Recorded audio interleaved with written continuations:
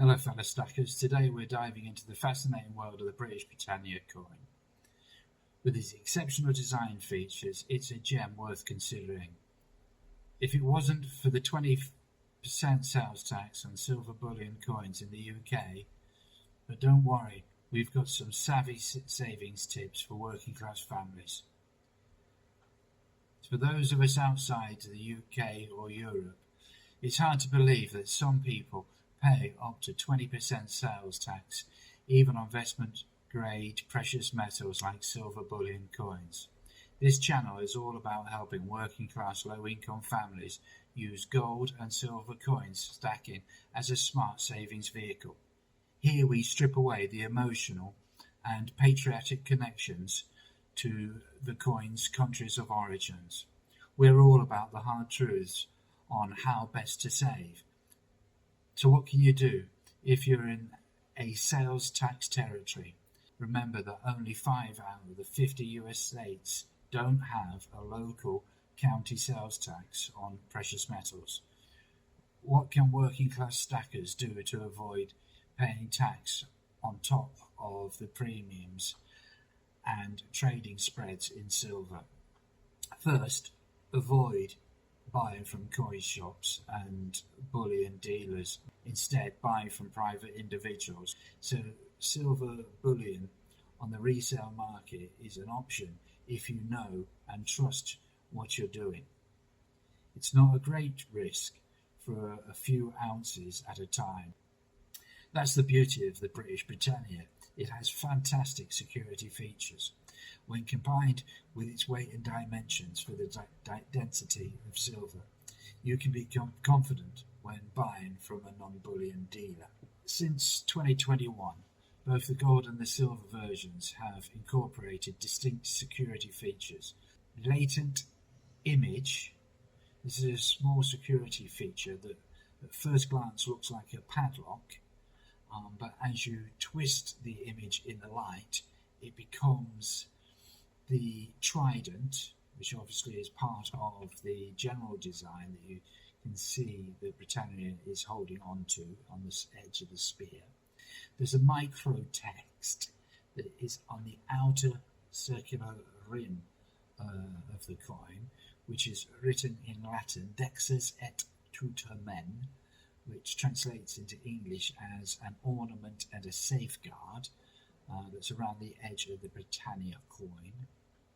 Then there's what's called the textual lines, that is to depict colour in the Union Jack, the ornaments, the shield that Britannia holds. And obviously it's not colour, but we know that the British Union Jack flag is red, white and blue, but it's the very fine lines that make up the design of the Union Jack, and these are so fine in detail that they themselves would be impossible to replicate. So these are called tincture lines.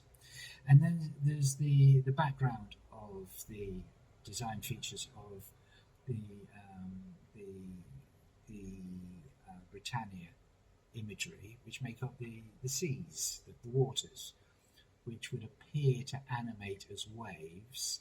And these appear as surface animations and create the illusions of rolling waves behind Britannia. Britannia being the oceans, the seas that Britain rules the waves of. And as you rotate and move the coin, they appear to be the moving waves. In previous years, they would have been radial lines. Before that, they were a textured image, and before that, they were a plain smooth surface. So these are the 4 features that you're looking for that are very fine in detail, making the coin impossible to replicate. Of a fixed purity of silver or gold, to a fixed dimensions of the circular nature of a coin, together means that you can't, these are not variables, dimensions, circular thickness and weight. It means that you can't mess around with the impurities. You can't suddenly put in a bit of stainless steel or iron to mess around with it. You can't have a fake alloy coin. It would be easy enough just to weigh the coin to check that it is a troy ounce, 31.1 grams, and you put the coin you're buying against a coin that you have and just check that it is exactly the same thickness and dimensions. Of course, you could measure it as well. So that's how you prove that the coin that you're trying to pick up is genuine. You look at the design features, the security features, and you check that everything is standardized.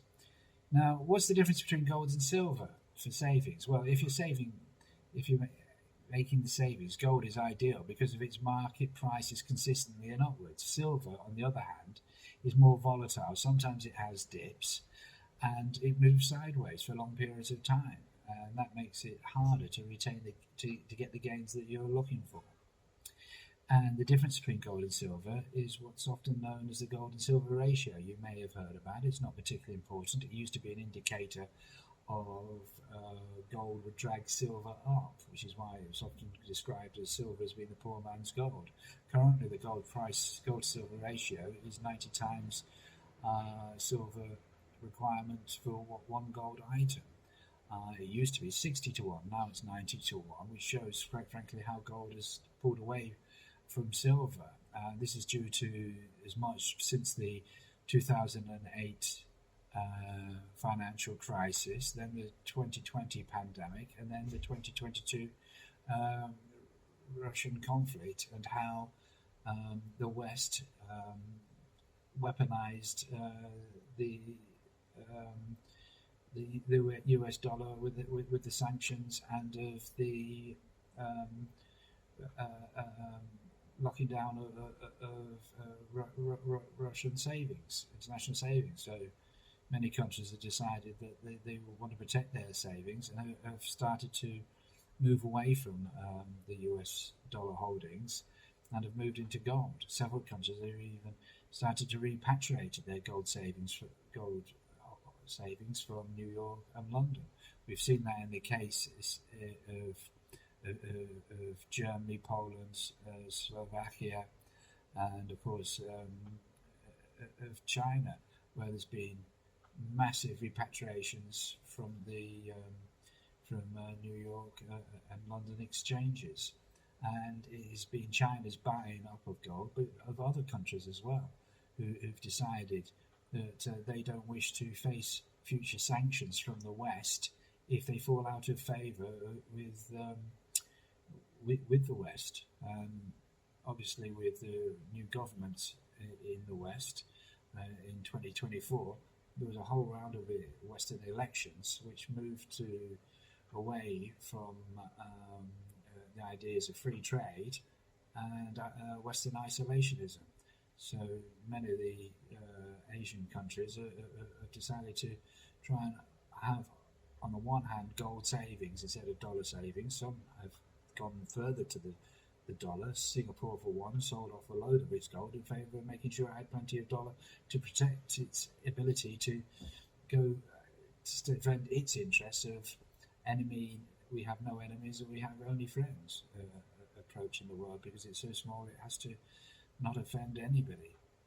So in conclusion, the British Britannia coin is an excellent choice for working class families looking to save on a budget by understanding the issues of sales tax, security features, and how to recognise genuine coins, so you can make informed decisions on how to build a solid base for your saving habits.